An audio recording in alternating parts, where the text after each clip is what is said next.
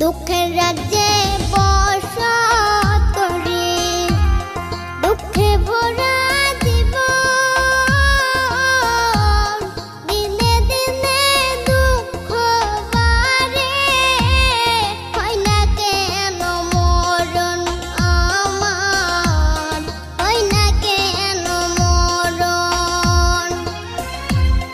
দুঃখ যদি বিক্রি হইতো আমি হইতাম ধনী, আমার কাছে